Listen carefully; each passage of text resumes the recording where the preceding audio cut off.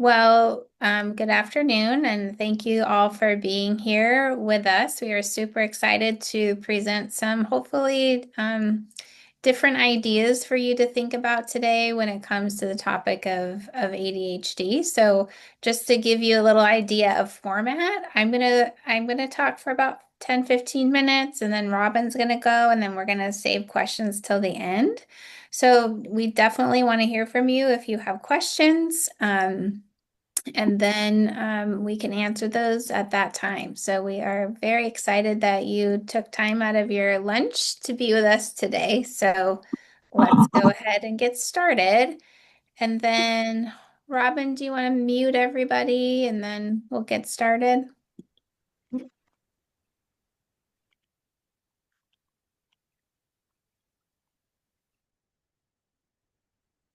All right, you ready? Okay. Um, so I really wanted to start with a Harvard study that I saw a few years ago that I thought was super interesting, that talked about the youngest boys in a kindergarten class are about 30% more likely to be diagnosed with ADHD than the oldest girls, even though they're only a few months apart. So think about that. I think that really tells us something important, that development and expectations matter. And so today I want to show you what might actually be underneath your child's attention struggles. Because here's what I've learned over the last 25 years as a pediatric occupational therapist, that not everything that looks like ADHD is ADHD. And I do say that carefully. ADHD is real. Diagnoses can be helpful. Medication can be helpful. But a label doesn't always explain why a child is struggling. And so before we assume what something is, let's understand what might be underneath it. So if you're going back and forth in your mind about your child and wondering if you're overthinking, wondering if something just isn't adding up, you are not being dramatic. That's you paying attention. So attention is not a personality trait. It's not something that a child either has or doesn't have. Attention is the result of multiple systems working together smoothly. So when attention struggles show up, we usually look in three areas from my perspective: the body, the eyes and hands, and the nervous system. If one of those systems is working overtime, attention is often the first thing to fall apart. And something that I really want you to remember today. Attention problems are often the symptom, and skill gaps are often the cause. So I like to think of this as like weeding a garden. When a garden isn't thriving, we don't blame the flowers. We look at the soil, we look at the roots, we look for weeds. And when a child can't pay attention, there may be weeds underneath. Weak coordination, fatigued visual systems, inefficient handwriting, a nervous system on alert. If we only label the garden, we can miss what's underneath. But when we gently start pulling those weeds and strengthening skills, clarity begins to emerge. And sometimes, after we've weeded the garden, ADHD may still be there. But at least then we know we're looking clearly at the plant itself, not the weeds disguising themselves as something else. So let's start with the body. If a child's core strength is weak, sitting upright takes a lot of work. So you'll often see them slouching or shifting in their chair, leaning on their desk. From the outside, it looks like they can't sit still. But imagine trying to focus while holding a wall sit. Your brain would be thinking about your body the entire time. So it's harder to stay focused. So now let's think about coordination. So I view coordination as how the two sides of the body work together. And it sounds physical, but it's actually neurological.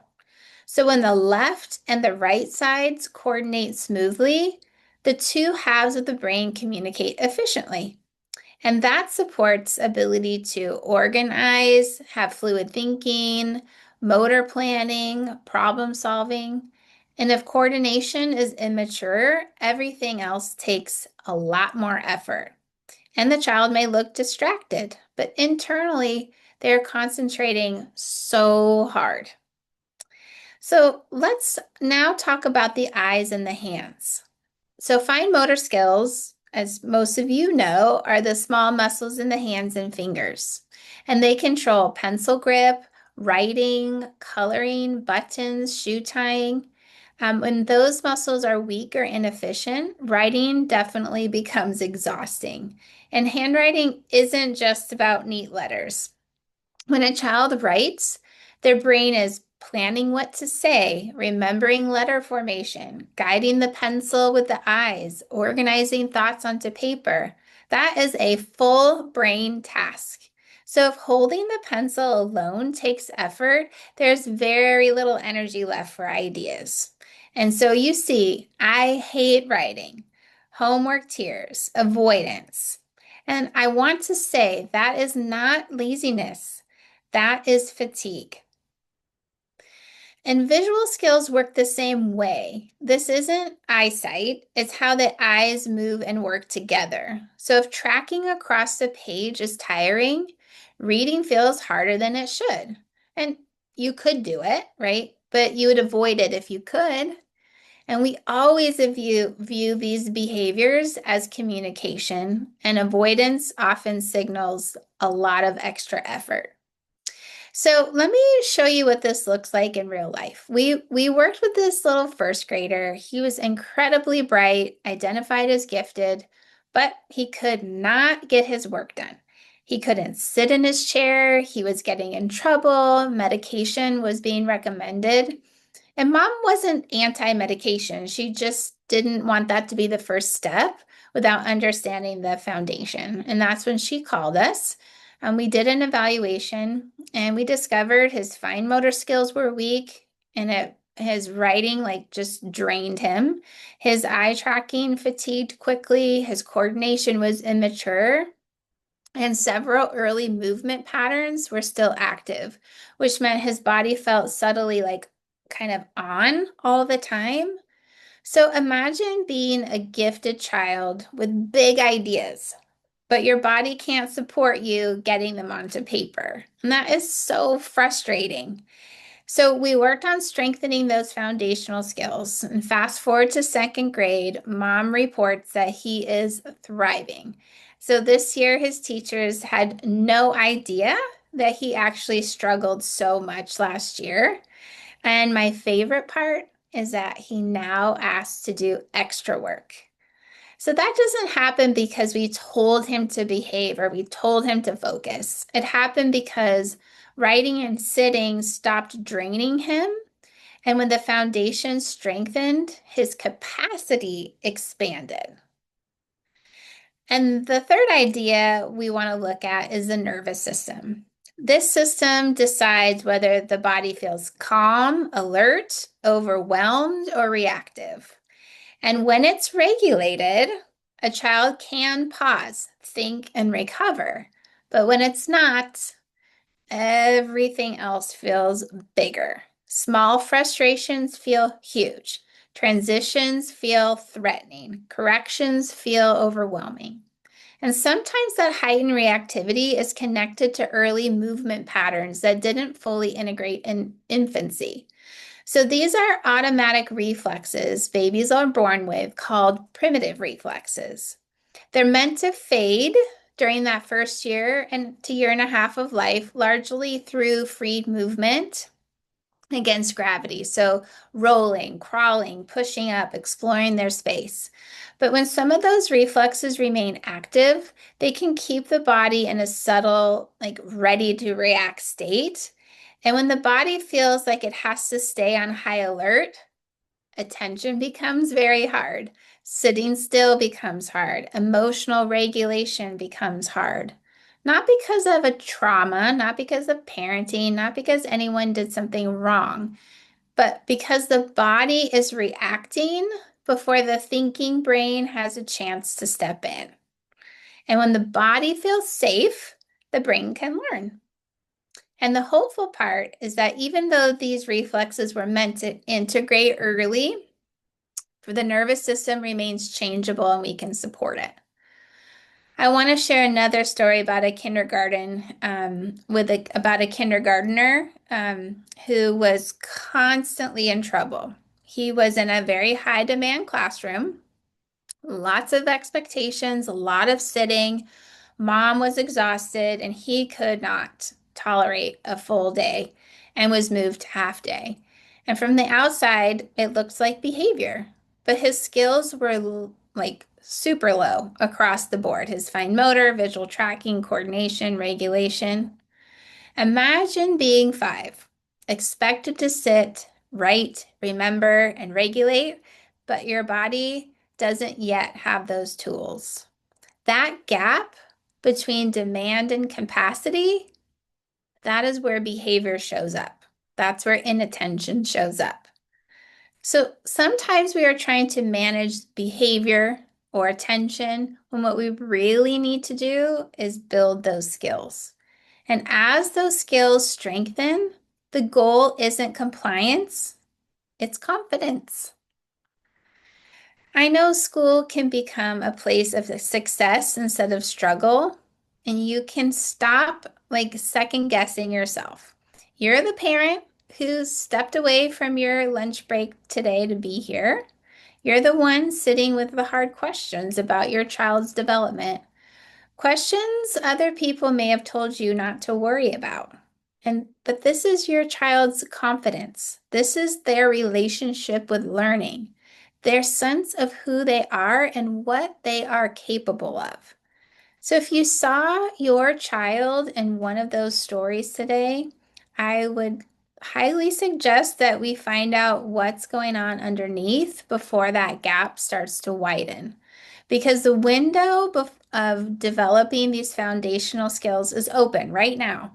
And your instincts brought you here for a reason. And before we assume what something is, let's seek to understand what might be underneath it.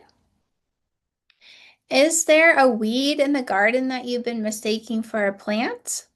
Maybe, because when we start there, everything starts to change. So, thank you. I must have talked really quickly, but that is the end of what I wanted to say, although I could talk about this for another hour, I'm sure. You did great. That was great. Um, Now everybody can put questions in the chat if you have a question.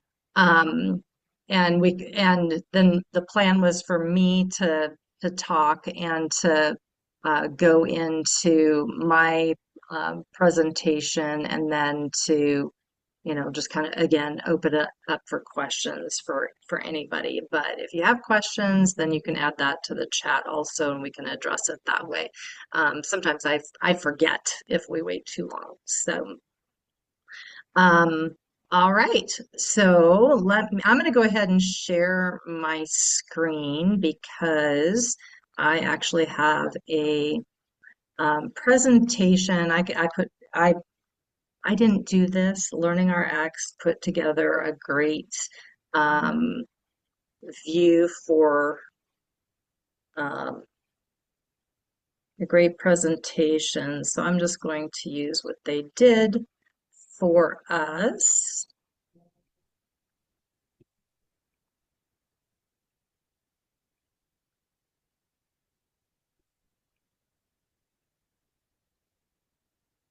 All right, can everybody see that? Okay. All right, awesome.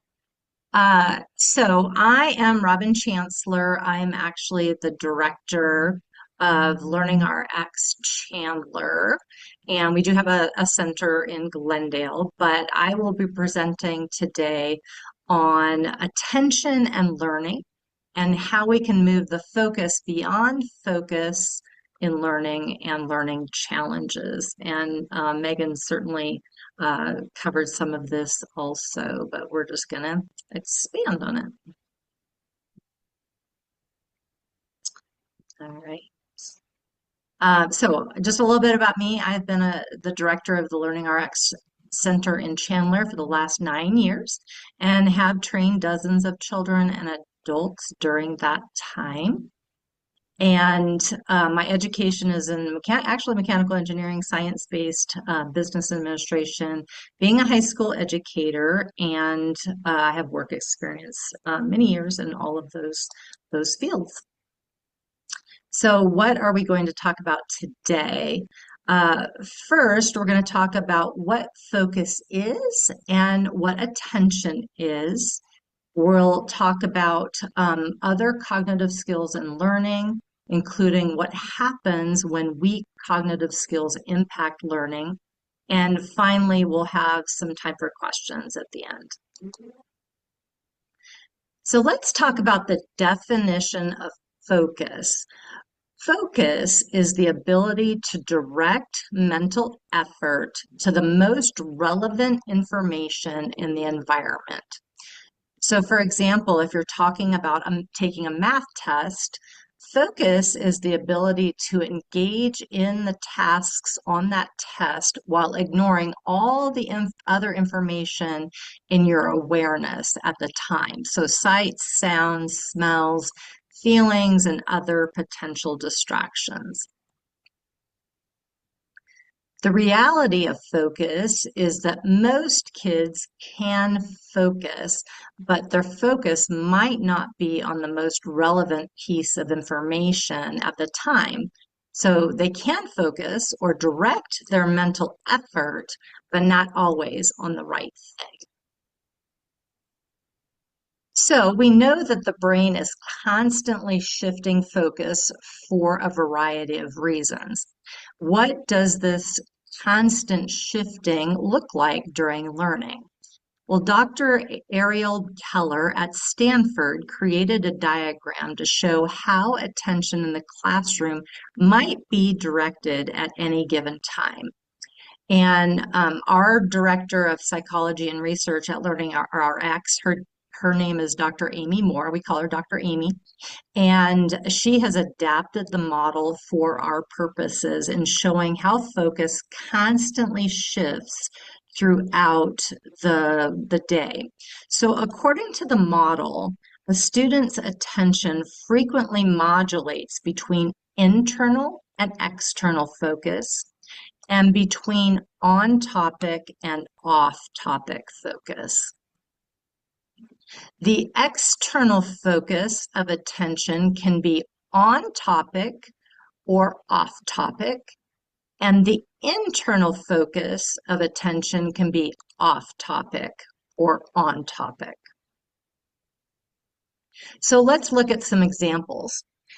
So the first example could be that your brain has off-topic, an off-topic external focus, and it might be because you heard a pencil tapping. So that is off topic and that's off task, but it's external to you. A second example would be that your brain is on topic and it's an external focus, and it might be because you are reading a book related to your school assignment. So that's on topic and on task, and it's external to you. A third example is, let's say that you're reading that book and then something internal happens that shifts your focus away from the book and off topic, like you're tired, sick, stressed, or hungry. So your brain then shifts from being on topic to being off topic, but that is something internal that's causing that. Then the fourth place that your brain directs mental effort is to an on-topic and internal focus, such as you're accessing your long-term memory. When we are learning something new, we're typically accessing prior knowledge and building on it. So, for example, during a math lesson, I may already know how to add 2 plus 4. So I'm going to use that same strategy from my memory to learn how to add bigger numbers like 5 plus 6. So our focus stays on topic and is internal to us. So when trying to relate the topic to prior knowledge or when trying to hold multiple components of the topic in memory at the same time in order to solve a problem, poor memory, slow processing speed, or lack of reasoning can paralyze a student. And if we're struggling to stay in that lower right quadrant of using our internal resources to stay on topic, then we can quickly shift mental effort from on topic internal focus to off topic stress and frustration. All of this is happening internally. No external distractions needed, just the awareness that a lack of processing ability is creating an emotional response that shifts focus. So it's been argued over the last 50 years of neuroscience research that stress takes the prefrontal cortex offline and inhibits reasoning and learning. Given this information about the natural propensity for the brain to shift focus and some influences on this focus as mental effort of any kind, let's turn now to formal attention and explain and examine its role in learning. And then we'll put it all together. So there are four primary types of attention, and the situation and the task determines the type of attention that's required. So let's look at each type and how we show up, how they show up in learning. This diagram, by the way, is just simply colorful and decorative. It doesn't indicate any specific parts of the brain that are associated with these skills. So the first type of attention is called sustained attention, or the ability to focus on one task while without getting distracted. Then the next type of formal attention is called selective attention, or the ability to focus on one thing while ignoring the others. The third type of formal attention is called alternating attention, or the ability to switch rapidly between two tasks. And the fourth type of a formal attention is called divided attention, or the ability to focus on multiple tasks at the same time. Again, not multitasking, but being able to attend to multiple sources of information at the same time. So here's a recap of the four primary types of formal attention. We have sustained, selective, alternating, and divided attention. Remember that we are differentiating between focus, which is mental effort, and formal attention, which is task dependent. So let's put those two diagrams together. So remember, the brain shifts between being on topic and off topic, influenced by internal and external information or factors. And then the four formal types of attention that are internal factors or skills that can help keep our brain on topic. So the formal attention types are just one small piece of the mental effort or focus puzzle. So there are behaviors and phenomena that parents frequently say they're seeing when they tell us that their kids can't focus. So these are examples. They can't remember instructions. They're easily distracted by noise or movement in their environment. They can't engage and study for long periods of time, or they can't read for longer periods of time. They miss important details. They can't solve problems without getting upset. They misunderstand the steps or instructions. They can't follow multi-step directions. They have poor reading comprehension. They start but don't finish tasks, and they lose things. But just because it walks like a duck doesn't mean that it's a duck. We have this tendency to throw all of these things into the idea that our kid just can't focus, but that might not actually be what's happening. That's why our cognitive psychologist, Dr. Amy, says in response to concerns about focus that it's so much more than focus. What looks like a focus problem might be a processing speed or working memory problem. So we need to get specific about the struggle so that we can target that struggle. She says we need to move the focus beyond focus and attention when it comes to learning struggles. So what's interesting is that in 2019, Dr. Amy and Dr. Christina Ledbetter created some cognitive profiles of more than 5,000 people with ADHD from ages 4 through 40 using standardized IQ tests. They plotted performance on each of the subtests across age groups, and what they found was surprising. Turns out that attention was not the weakest skill in ADHD. In fact, working memory, long-term memory, and processing speed were weaker skills than attention. The prevailing wisdom behind most ADHD interventions is that attention skills need to be strengthened. But this shows us that if an intervention only focuses attention, it's going to miss the boat on skills that are actually weaker than attention. So going back to the graph of how our brain is shifting between on-topic and off-topic tasks with the internal and external influences, we land on an internal struggle to keep us on topic and focus mental effort when we have weak working memory, long-term memory, processing speed, reasoning, visual processing, and auditory processing skills. And of course, the 4 different types of attention fall into that quadrant as well. We do need to help build these attention skills, but we really need to address the whole of cognition. So cognitive skills can't be taught like US history. They have to be trained. So what's the difference between training and teaching? You can teach a child a fact by telling it to them and having them read about it. For example, you can teach them that George Washington was the first president. Now they know that George Washington was the first president. Fairly easy to teach facts. But some things, like skills, have to be trained. You can tell your child the rules for a tennis game, but until they hold a racket and hit the ball over and over, they won't develop the skill of playing tennis just by learning the rules of the game. And cognitive skills are the same way. You don't develop strong cognitive skills without using them and practicing them.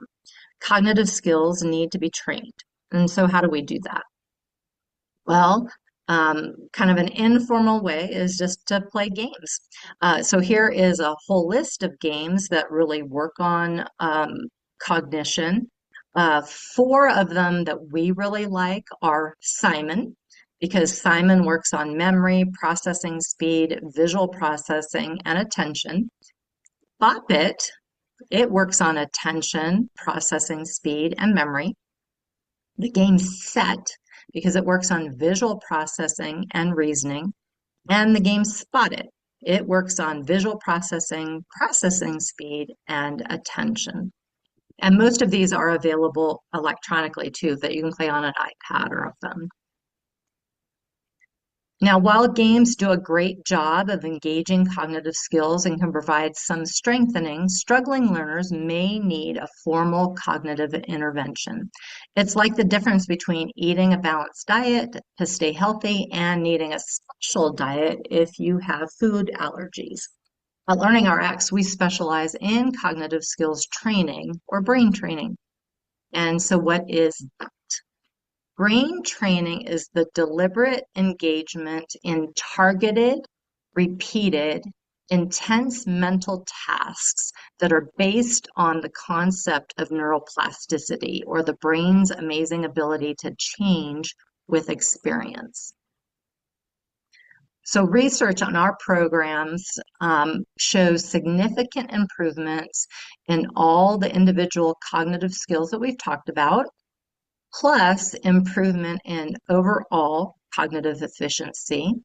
But the holy grail of cognitive training research is found that in changes that impact real life. So the number one change that we see all day, every day at LearningRx is that has been documented in our research is improved confidence and self-esteem and all these other things, cooperative behavior, academic performance, sleep habits, sports performance, and attitudes about school. And then finally, we can visibly see the brain's changes in functional MRI.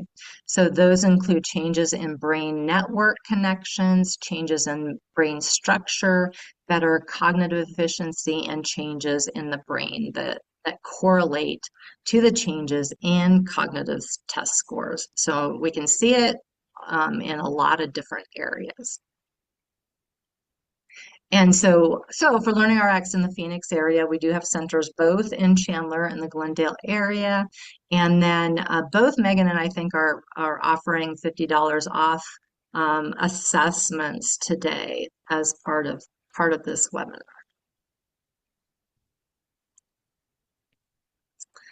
So, um, any questions? If you have any questions? Doesn't look like there was anything in the chat either. Robin, I love how you presented that. That was like a really great visual of how you presented it. It's like I can see how our two like approaches and styles connect to each other, right? Because a lot of times, it takes a village with a lot of the kids. It's not, like they come to you or to me or, some other intervention and they're done, right? They often have multiple interventions that they do. So like for us, I'm looking at like getting that body brain alignment so that they can show up to a session like yours or to vision therapy or speech therapy or whatever tutoring it is, and they can participate more fully in that from a body kind of perspective. And then I can see how like our approaches are similar in understanding like the underlying reasons for things that parents see or teachers see that may be mislabeled as a diagnosis when maybe we need to be looking, like I was talking about weeding the garden. I talk about that a lot with parents, because let's make sure we're taking care of those underlying skills first. And then if there's still ADHD type behaviors there, then we can know that, okay, now this is a true or case, maybe medication is a route, right? Like, or there's lots of routes like that families can take with that. But I just really appreciate your perspective on that. Yeah, and I guess that would be one of the questions, right? What's the difference between like why would they go to you versus why would they come to me? And do you have any thoughts what your instinct would be to that question? Yeah, I mean, ours is body based, right? Body brain alignment, right? Am I showing up with the motor skills I need, whether it's in my hands or my eyes or my coordination or my reflexes integrated so I can control my emotional regulation well? How is my body setting up my brain for learning, right? And it sounds like then you are working on at a brain training. So we're doing Yep, body training and you're doing brain training. yep, exactly. So now one of the questions that we had is there age limitations for you guys? Like what is your kind of sweet spot, would you say, for kiddos? Or do you For have one? for us, Yeah. no, but we start at age 4 and up. So, sometimes we have families that come here with a 10-year-old. Are we too late? No, no, these are skills. We're a skills-based program. So these are skills that hopefully a body can learn naturally. And if they don't, it's going through that training so they can learn the skills. So it's very similar. So you can learn skills at all ages, right? So we've had high schoolers come. We've even had some parents go through our program. But obviously, the earlier we start, we're kind of preempting the frustration that could be coming later. But we don't always get the luxury of seeing the kids prior to a noticed challenge, right? Yeah. Yeah. Well, and I know from our standpoint, like if a child is really starting to have trouble in school with the mechanics of like reading, mechanics of math, then same thing, that for us is a symptom of what maybe is going on cognitively. I may have trouble remembering the rules for reading. I may be having trouble processing that information fast enough so that I can read fluently. I may be spelling wrong because I'm just not hearing the sounds that are done as I'm writing those sounds and those words. And so just like exactly like you said, it's those things are a symptom of what's going on underneath. Um, Another question is that we kind of had like the comment of like you with the weeds, and it's like, well, okay, what would maybe Dr. Amy say are the weeds, and that probably would be it. Like, oh, I'm doing everything else besides sitting down and doing my reading. Right, or I'm having trouble with sounding out words and remembering what the teacher has told me. I'm having trouble turning homework in. All of those things can relate to attention, but also memory challenges or processing challenges. And so we really work on those structured skills, those structured activities to help that brain process the information faster. I think the coolest thing about what you and I both do, Robin, is that these are things that can be, I hate to use the word fixed because I never think of a child as broken, but these are things that we can develop and then they can go on in strength and in Yeah, confidence, right? Because once you have the skills, things become easier, confidence grows. It's like I call it the confidence snowball, right? We want like, oh, wait, I can do that. Oh, that wasn't so hard. Oh, wow. Like, and then I want to do it. And then it's like it grows and grows and grows. And so I think that's what I love about our two programs is that we can resolve these skills.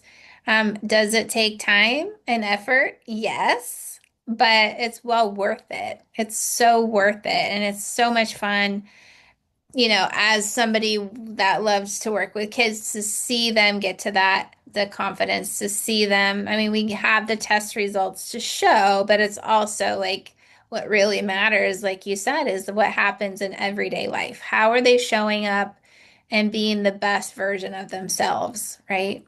yep, yep, absolutely. Yep. And the sooner that we can do that, the better for our kiddos. I think you're kind of that same situation that we are. It's like if we work really hard for those few months, then we're done. Kiddos can go on, live life, and they never have to see us again. And that is they can take those skills and they don't go away.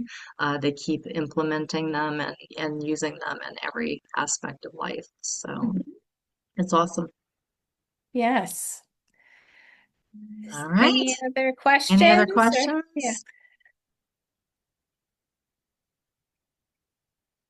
Yeah. All This right. was this was a lot of fun and thank you. And hi, Sam. Yeah.